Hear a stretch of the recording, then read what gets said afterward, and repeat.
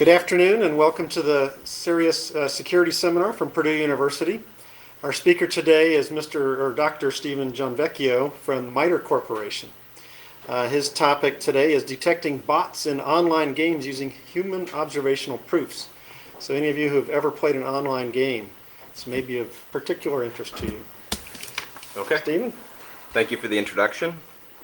So I'm going to be presenting some research on detecting bots in online games. This was part of my thesis while I was a student at the College of William & Mary. So I did this research with some of my fellow students there and with my advisor, Dr. Wong. And I'm, of course, now affiliated with the MITRE Corporation. So here's briefly what I'm going to go over. I'm going to give you some background on online games and talk about the cheating problem, specifically about bots. After that, I'm going to go through and describe the gameplay characterization study that we did. And then I'll present our prototype HOP system, which is based on the results of that study. And then I'll discuss some experiments we performed to evaluate that system against game bots. And then I'll briefly discuss a few limitations of our research, and then I'll wrap up. So, just to give you a little bit of background, online games have, of course, become very popular. If you look at figures from 2010, we saw online game revenues grow to about $14.5 billion, and roughly half that figure comes from what are called massively multiplayer online games, or MMOGs. And one of the most popular MMOGs is the game World of Warcraft. And one thing that's kind of interesting as far as revenues is that 2010 figure is about twice what we saw in 2008. So these revenues are also growing very rapidly. Something else that's interesting about MMOGs is that you can take the in-game currency, which is something like gold pieces, and then you can basically trade that for real money. So because of this, there's a real profit motive. Players can actually make real money. Some people actually play as a job and then sell the items that they gather, or even sell their characters. So this makes cheating in MMOGs a major problem. Game bots are one form of cheating, so that's a common way that people take advantage of the game. And what essentially game bots do is they play the game for you. So you could be asleep or you could be at work, and your game bot could be in the game gathering up gold, earning experience. They're able to amass huge amounts of gold by basically playing the game endlessly. And because of this, they hurt the game economy. So they cause hyperinflation. They reduce the value of other people's gold that was earned legitimately. Clearly players don't like this, and the game companies also are being hurt by it. So to combat game bots, there are a few different approaches that you can use. One approach is to use a process monitor.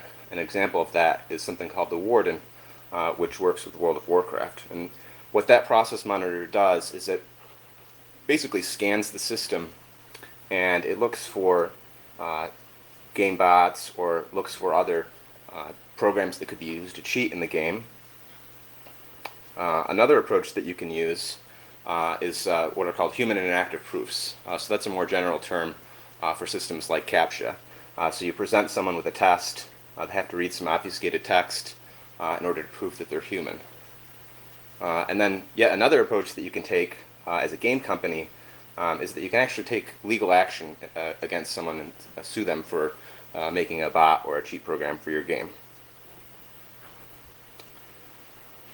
So one of the popular bots that was created for the World of Warcraft is something called Glider. So Glider basically plays the game automatically. It controls the game by using mouse and keyboard APIs. So it essentially clicks on things in the game, presses keys, and it does all this through the Windows APIs for controlling the mouse and the keyboard. It also has something called profiles. So profiles are a way of setting up the bot with certain configurations, so you can tell it what monsters to fight. And you also give it a series of waypoints. So waypoints tell it where to go in the game. So they make a path. And then the bot will follow that path as it moves through the game. Something else that is kind of neat about the glider software is that it's able to evade the detection that is done by the warden system.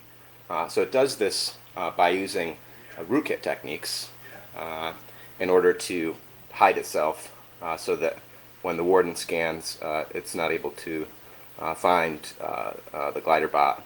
And it uses some other techniques. So Blizzard actually, having trouble using its technical approaches to detect glider, decided to sue the company that was selling glider and the associated service. They actually won their case, and they were awarded $6.5 million in damages, and MDY had to stop selling the glider bot. So at this point, now that we've looked at some of the issues here, I'm going to talk about the study that we did in characterizing gameplay. So specifically, what we're characterizing is the behavior of the user in terms of user input, that is the mouse and keyboard controls for the game. So the setup that we used is that we installed World of Warcraft on our test system, and we used a third-party program called RUI. RUI stands for Recording User Input. We made a few modifications to this program. Basically, what the program does is it records raw user input events. So these are individual mouse movements where it changes the cursor position, button press, button release events, and other user input events. So we modified the program so it would convert these raw events into higher level user input actions. So for example, if you had a series of moves followed by a press and a release, we would convert this into a high level action, which would be a point and click action. And then we would also compute statistics of these user input actions. So these would be things like the speed that the mouse was moving. So next, what we did was we set up the glider bot, and we configured 10 different profiles with different sets of waypoints. And then we went ahead and we ran the glider bot for 40 hours, collecting traces of its user input events.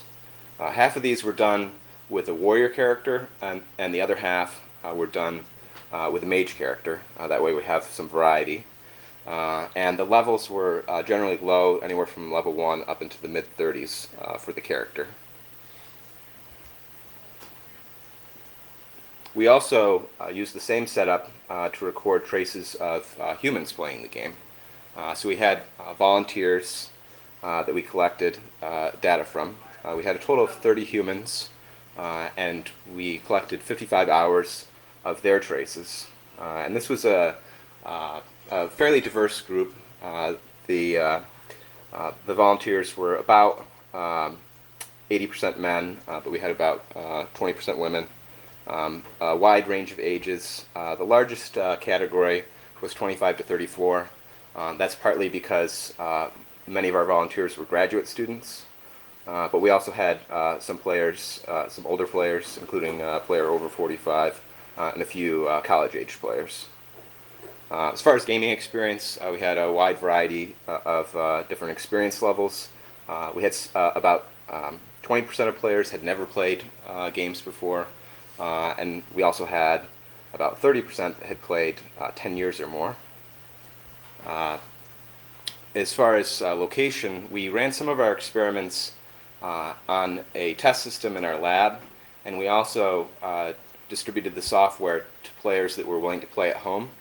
Only 10% decided to play at home, so most of our study was done in a lab environment, which does affect variations such as the hardware that's being used and other software on the system. As far as the the characters that players chose.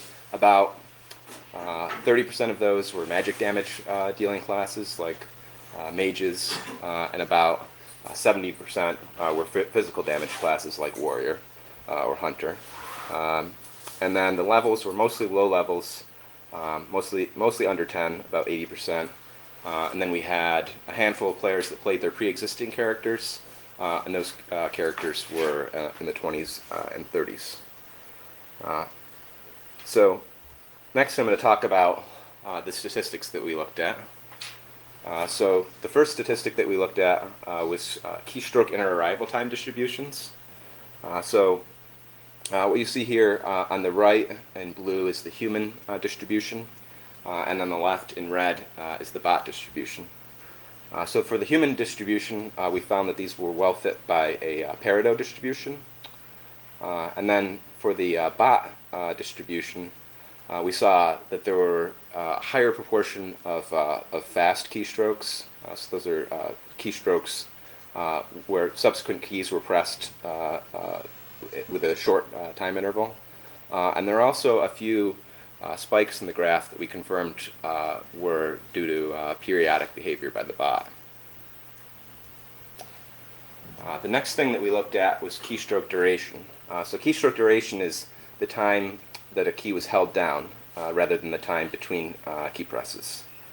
For the human, we see that there are a few keystrokes that are very short. So only 3.9% are less than 0.12 seconds. And the GameBot, we see something that's much different. The GameBot has about 37% of keystrokes that are under 0.12 seconds. So the GameBot only very briefly presses keys, and the key release event is triggered right away. And we again saw some signs of periodic timing, which we confirmed by looking at the traces. So the next statistic that we looked at was the speed of point-and-click actions, and we plotted this against their displacement. Essentially what we're looking for is the relation between the speed of a movement and the distance between the start and end. So if we look at the human distribution, which again is on the right in blue, we can see that if we look at any specific displacement value, that there's a variety of different speeds that go along with that displacement value. So humans' speed varies at any particular displacement value, though generally movements that have higher displacement are slightly faster on average.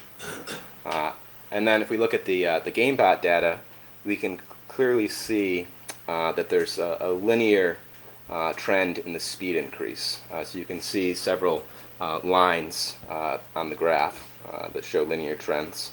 The other thing that actually is very interesting, but it's a little bit hard to notice, is if you look at the left-hand side of the graph, you can see that there are a number of high-speed moves. Those are right on the axis. So the number of high-speed moves that have a displacement of 0.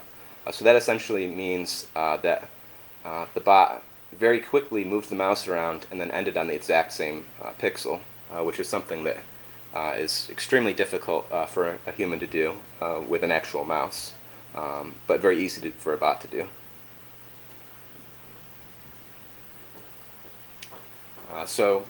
The next thing that we looked at was movement efficiency for both point-and-click and drag-and-drop actions.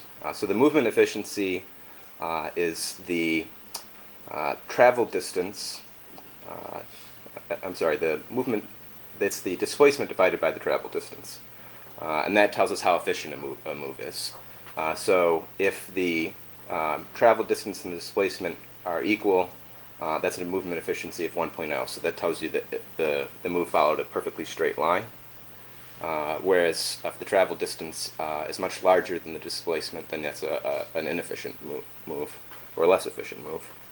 So looking at the human graph, again on the right in blue, we can see that the movement efficiency drops rapidly.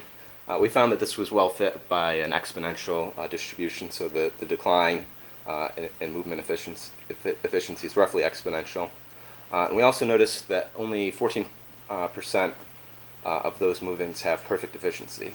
Generally, those movements were very short movements, so you can follow a straight line, but only for a few pixels. So if you just move over a little bit and click, once in a while that will have 1.0 movement efficiency. The GameBot, on the other hand, gave us a much different result. We found that over 80% of its moves had an efficiency of 1.0, including some very long moves, which is clearly very difficult for humans to do.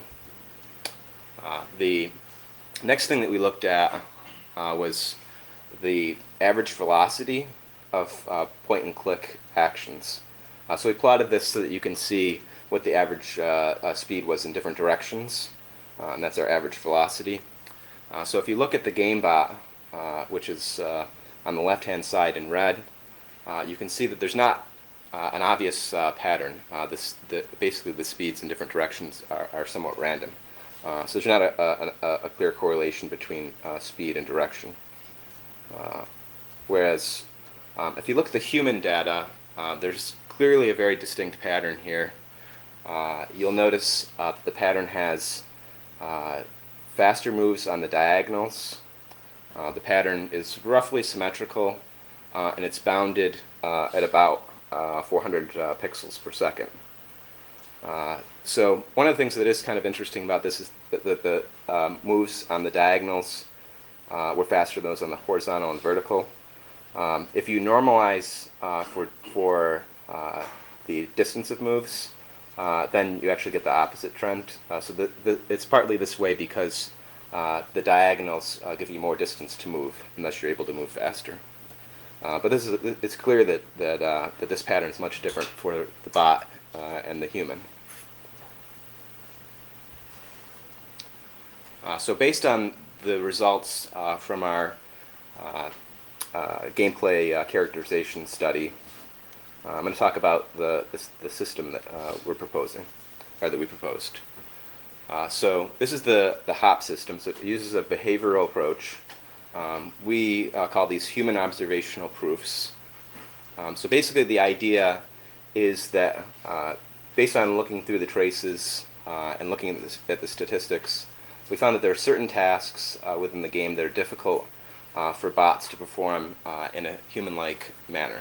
So one example of this is when the bot wants to pick up an item off the ground, it actually can't see the location of the item. It knows it killed a monster, so it knows there's some treasure on the ground that it wants to go and pick up. So what it actually does is it moves the cursor in a grid-shaped pattern, and each time it moves the cursor, it pulls the pixel that's underneath the cursor, and if it sees a color change, it knows that the icon changed from an arrow to a hand icon, and that tells it that there's an item there that you can pick up. So once it turns to a hand icon, it clicks the cursor and picks up the item.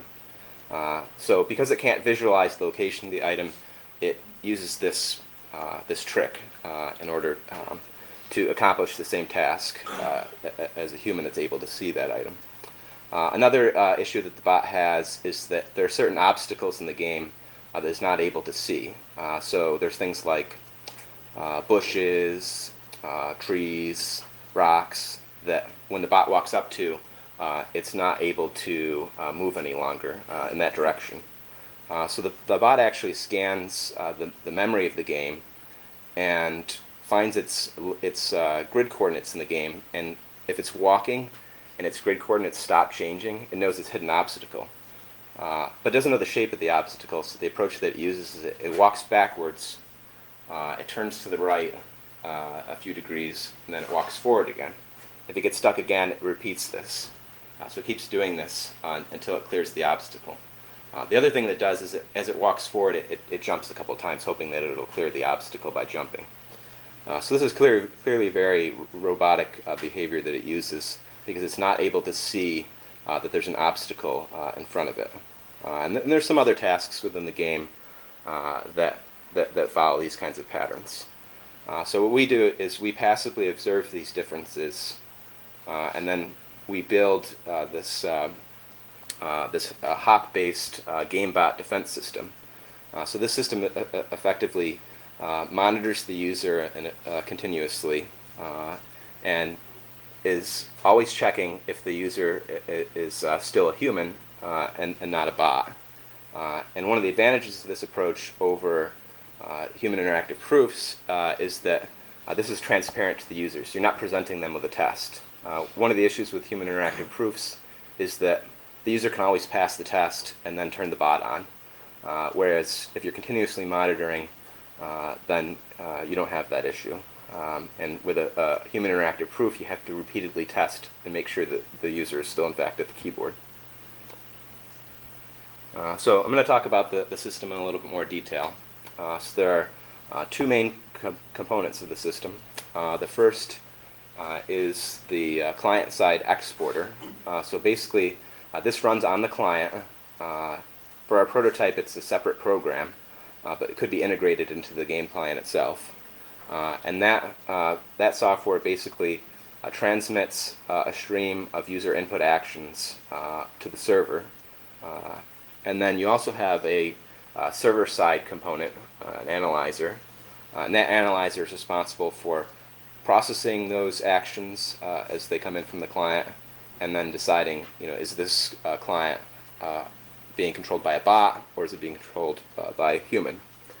So I have a little diagram here that kind of shows roughly how this works. So you have your client that's streaming user input actions. You'll have a series of those actions. Those will get accumulated into a set of inputs, which we pass into a neural network. And then we'll get a sequence of outputs from the neural network for each set of inputs. So we continue to do this over time. So you may pass in the first 20 inputs and get an output, pass in the next 20 inputs and get a second output. And then you have a decision maker on the end that decides if it's a bot or human. And I'm going to describe these in a little bit more detail. So for the neural network part of the system, we have 7 inputs for each action that we're looking at. So those inputs are the duration of a move or of a key press, or I'm sorry, keystroke, or a point and click, or whatever action we're looking at. Its distance, displacement, the move efficiency, speed, angle, and virtual key.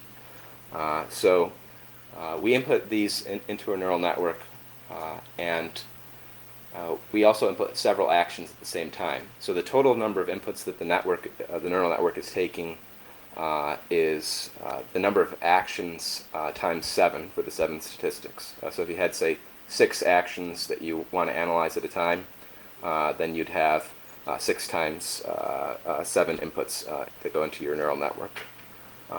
And in this case, we're using a cascade correlation neural network. So during the training process, candidate nodes are trained and added to the network, as we can see from the diagram here. So the next step is getting your output from the neural network. So the output is telling us whether the analyzed actions follow the pattern of a human or a bot. So the actual output is a value between 0 and 1. So a value close to 0 indicates a probable human, whereas a value close to 1 indicates a probable bot. And you normally have a threshold value that you have to decide that's somewhere in between. Anything over that threshold you classify as a bot. Anything under you classify as a human. So based on a series of outputs from the neural network, so we input several groups of actions, and we get a sequence of outputs. We also have a decision maker that votes on that series of outputs. So it basically works by majority. So for example, if you had 3 outputs and the outputs were bot, and then human, then you'd classify that as a bot by majority.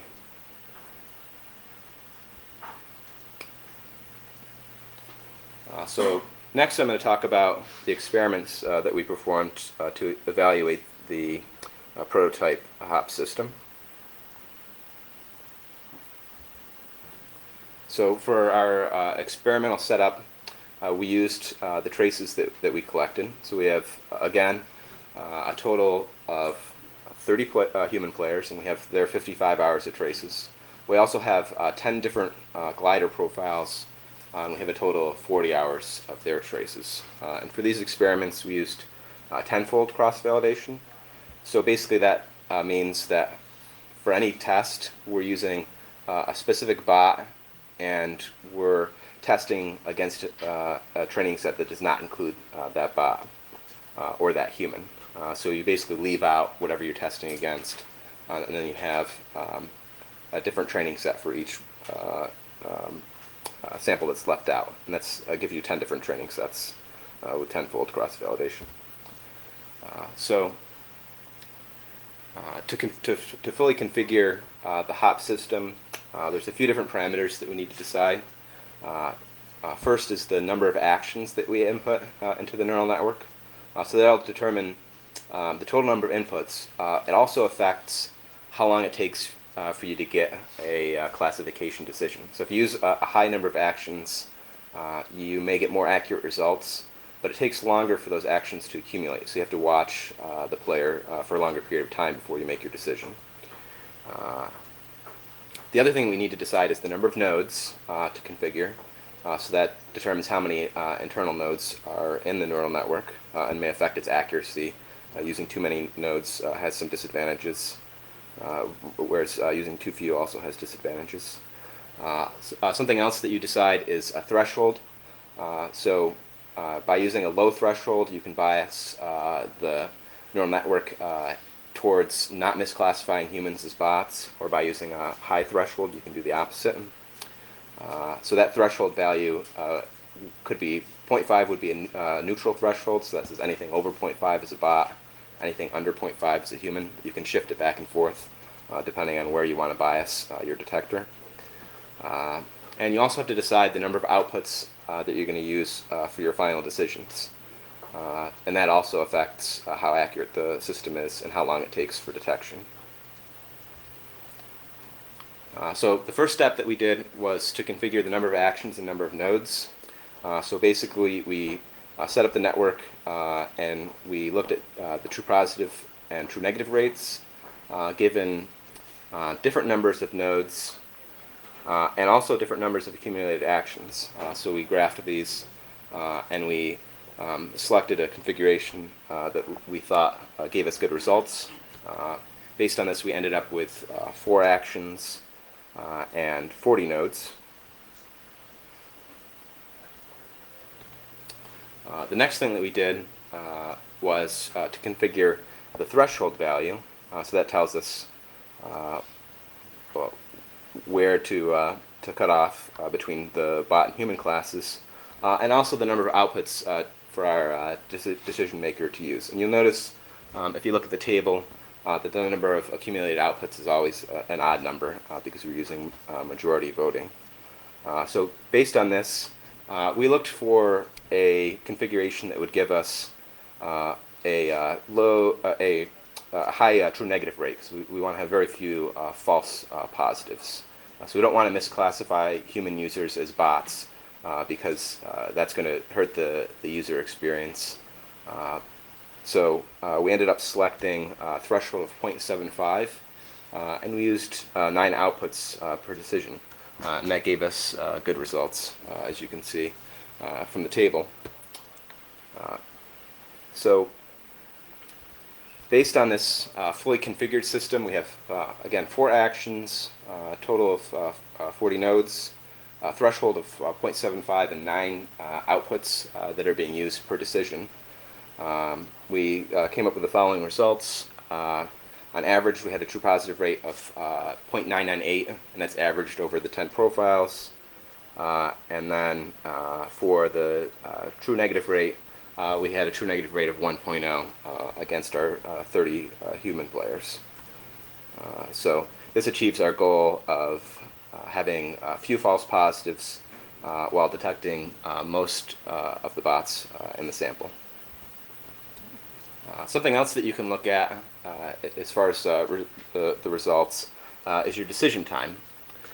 So we calculated the decision time based on the configured number of actions and also the average time cost per action. So how long does it take for an action to be performed, and what's the resulting decision time? So if you look at this, you'll notice that, and again, humans are on the right in blue, you'll notice that the human decision time is somewhat less than for the bot. And this is because the human player uses the mouse more, so it generates more actions per time, whereas the bot uses the keyboard more, and because of that, its detection time distribution is somewhat higher. The average detection time was 39.6 seconds, so under 40 seconds. And we're able to, on average, come up with a classification decision, either bot or human. So something else that we decided to look at was the detection of other game bots. So can we use the existing system and be able to detect a bot that it wasn't trained on and in a different game? So actually, we found something called MMBot, which is a bot for the game Diablo 2. And so this is a different bot and a different game. MMBot actually works entirely through pixel scanning and mouse and keyboard automation. So it doesn't do any scanning of the memory of the game in order to dig out values. And something else that's different about Diablo 2 is that it's actually not a massive multiplayer online game. It's an online role-playing game. And the controls are very different. So Diablo 2 is an overhead isometric view, so you click on a spot on the screen, your character walks over to that spot, and you see your character from overhead. Whereas World of Warcraft is a first-person game, so you point your character where you want to go, and then you walk forward. So that's done entirely from first person.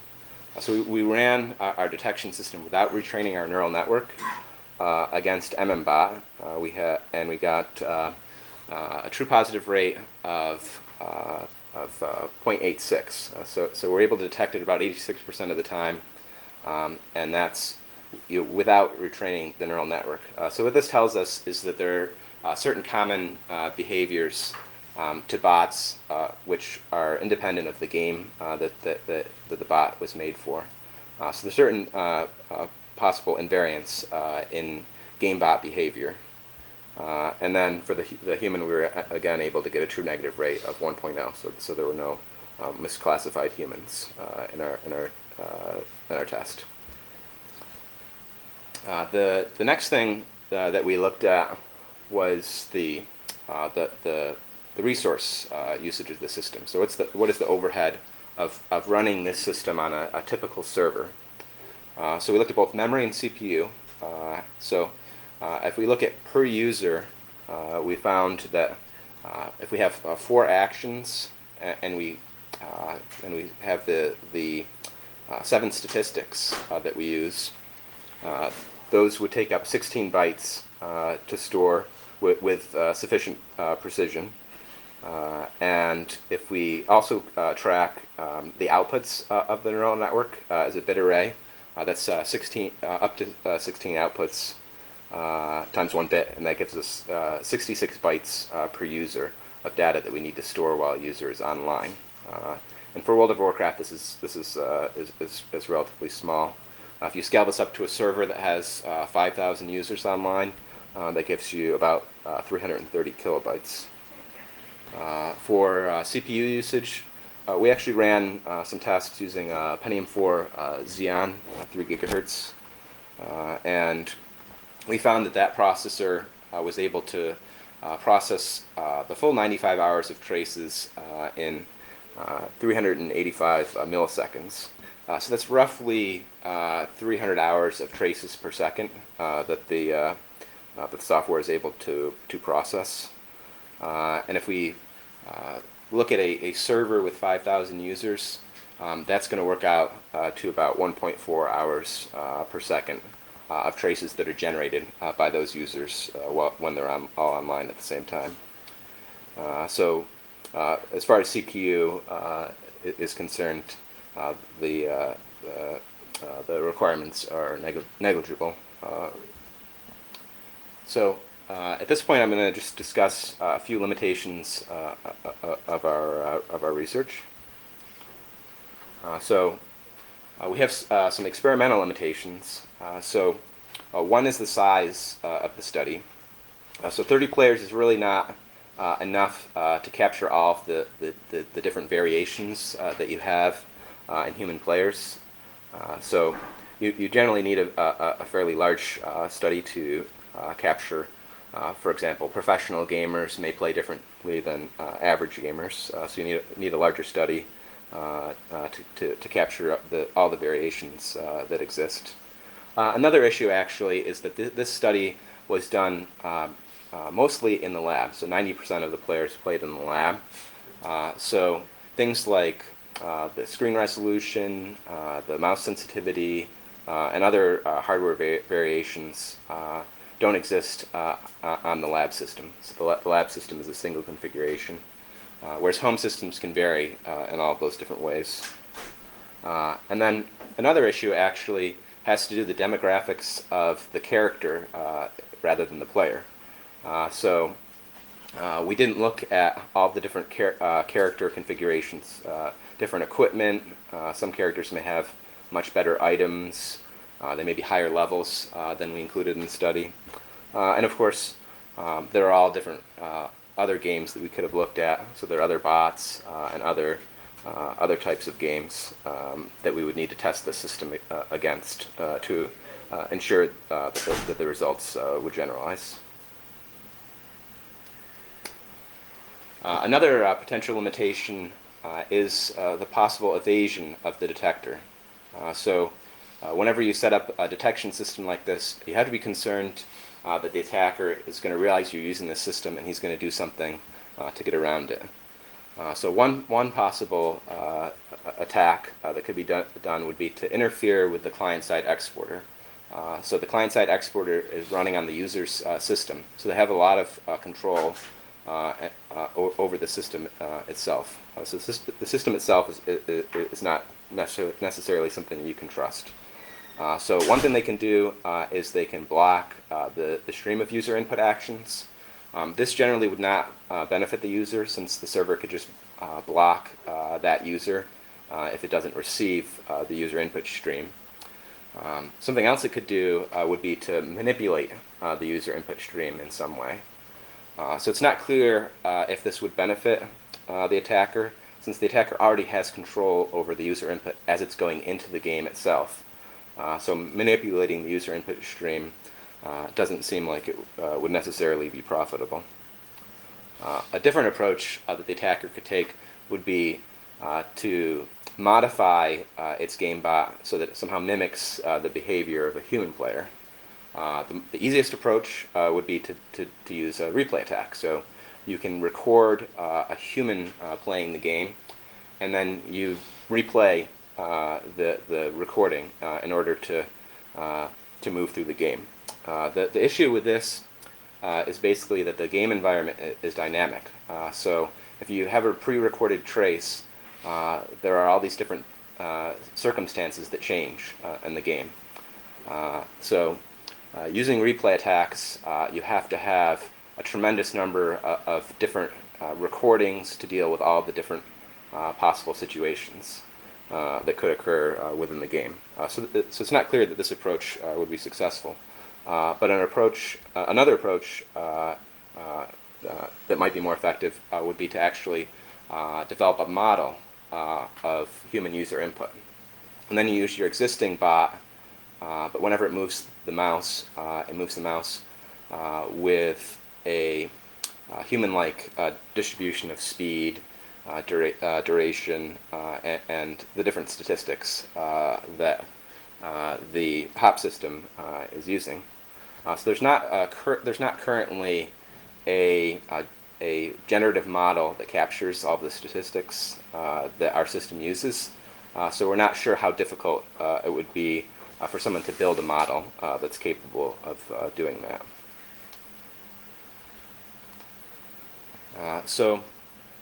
To summarize, we did our gameplay characterization study. We looked at a total of 95 hours of user input traces, including both bots and also humans.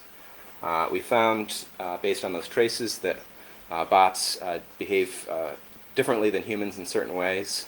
And taking a closer look at those traces, we found that there were certain tasks that the bot was not able to perform in a human-like manner. Based on these observations, we developed our prototype HOP system. The HOP system basically works by exploiting the behavioral differences between humans and bots. Compared to the existing approach of human interactive proofs, HOPs have the benefits that these are transparent, so you're not presenting the user with a test that interrupts the gameplay experience, and they're also continuous. So you're constantly able to check and recheck if the behavior is still consistent with that of a human player. And as far as our results, our system was able to detect 99% of the bots within our sample with no false positives. And we believe that this effectively raises the bar for future attackers in order to evade a system like this. And I also included a little bit of further reading. There's an interesting book by Hoagland and McGraw that's entirely about exploiting online games. It does talk about game bots. It's a pretty interesting read. There's a number of other topics that are very closely related to security. And then there's also a very detailed version, a paper version of what I presented today. It's Battle of Botcraft. And that was a paper published in CCS in 2009, and that's available online. So at this point, I'll take any questions. I have a question. I can think of 3 applications for this. One is so gamers have a better gaming experience. 2 is to prevent cheating in tournaments, and 3 is to reduce Blizzard's overhead, basically. Can you discuss any others? Those are actually all, I think, good uses of a technology like this. One thing that actually would be kind of interesting would be to apply this outside of a gaming context. So there are other interactive applications where you could use a system like this in order to keep bots out of the system. Maybe some kind of web application. There's it's kind of a hypothetical question. So if you can come up with other applications, that might be an interesting research area. So you were talking about keystrokes that basically you were capturing that the bot was bringing up. Are you actually saying that those were the soft keystrokes, or were they actual keystrokes? Because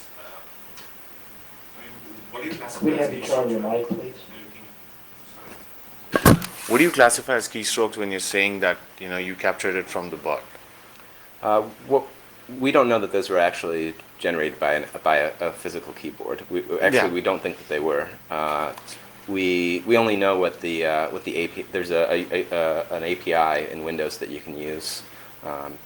That's whatever the API that Rui uses. I don't know the name of the API offhand. But that API tells us that a key was pressed. I'm not sure whether it's hard to tell what the source of the key press was, whether it came from a physical keyboard or if it came from someone using the Windows API to generate keystrokes. If you're actually running bots, then it definitely would not come from an actual keyboard. Right. Yeah. But it would come from a preset, probably a set of commands that has already been given to the bots. There should already be some amount of intelligence that the bot has, with these commands, which in reality are actual keystrokes, but they're not, because the bot does it. Yeah, so it's essentially just calling an API to generate those keystrokes. It actually could be possible to have a physical keyboard that's programmable that you could use to generate a bot. And actually, there are physical keyboards that have been banned for use, programmable keyboards that people have gotten accused of being bots because of using. So it could come from a physical keyboard, though the bots that we're studying it would not. So these keystrokes, were they also intuitively driven, or were they based on the trial and error method, the way you described when the actual person of the game is moving? When you said when you're moving, let's say there's an obstacle, and it tries to figure out where the obstacle is and moves away from it. And is it on the similar lines that the keystroke 2 works? As in, it has to equate itself to a certain command, right? Yeah, it's making an API call. No, as in, how would it know? Rather, what I wanted to ask is, where is that intelligence that is coming from? Where's the what? Where is that intelligence that this is a certain command that needs to be executed So coming from? the developer, I think he probably wrote it in maybe C++. So he writes he has some logic that scans the game memory to determine his coordinates. Okay. And then if his coordinates stop changing, when he thinks he should be moving forward, then he has some other extra logic that tells the bot to follow the algorithm of walking back, turning, and walking forward repeatedly. So all that logic is programmed by the developer of the game bot. Thanks.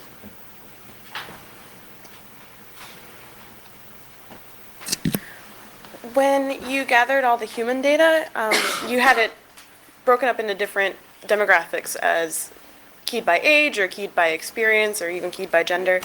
Did you look at the human data to break it down into categories to see if any particular human group would behave more like a bot and thus could get misclassified, or did you find that most of the humans all behave the same?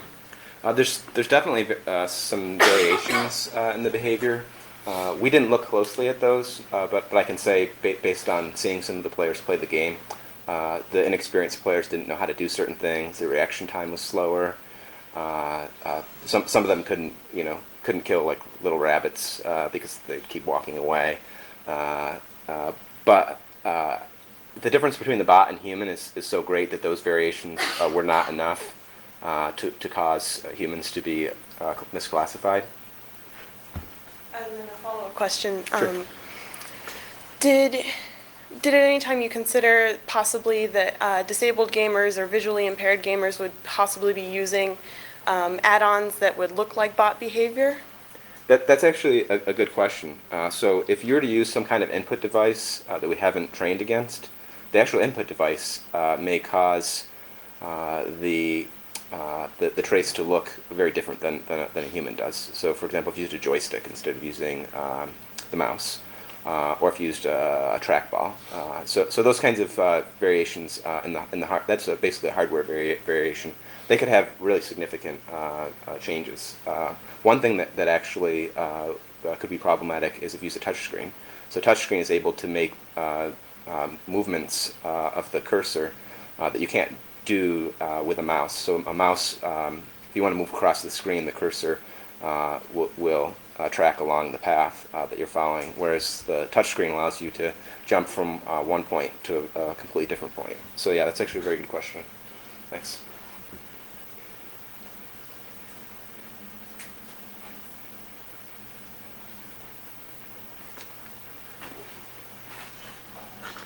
I don't know if I'm allowed to ask a question because I'm crashing this, but I was thinking about, did you do any parallel work, or has anybody on things like online examinations, medical interactive scenarios where you have to pass a certain kind of really important set of educational skills, and people might be using these instead of humans?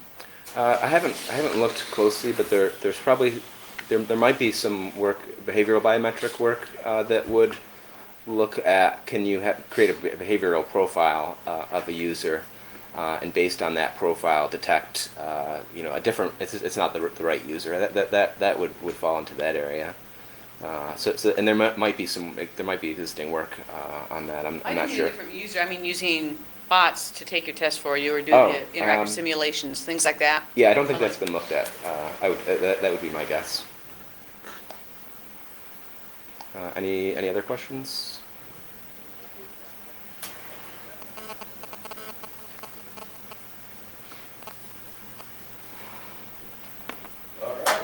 Okay, thanks a lot, guys.